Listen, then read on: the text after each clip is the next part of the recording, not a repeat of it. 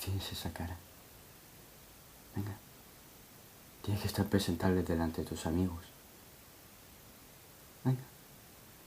Sonríe.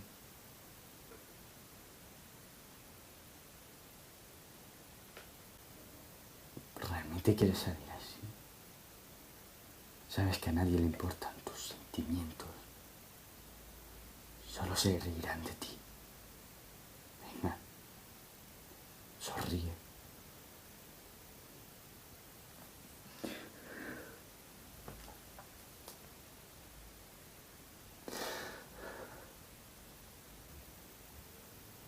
Nadie quiere ver cómo estás realmente.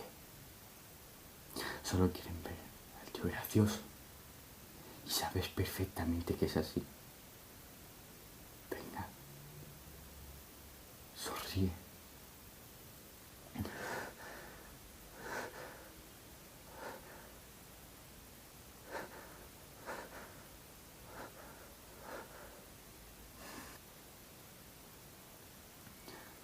¿Realmente quieres convertirte otra vez en ese chico tímido y callado al cual nadie hablaba?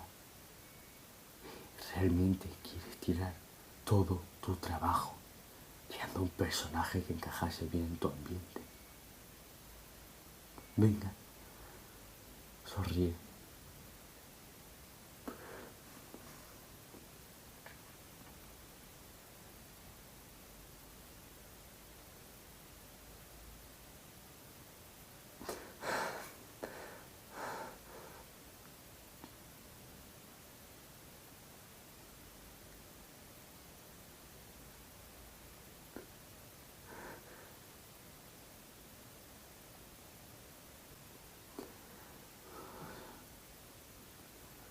Así me gusta.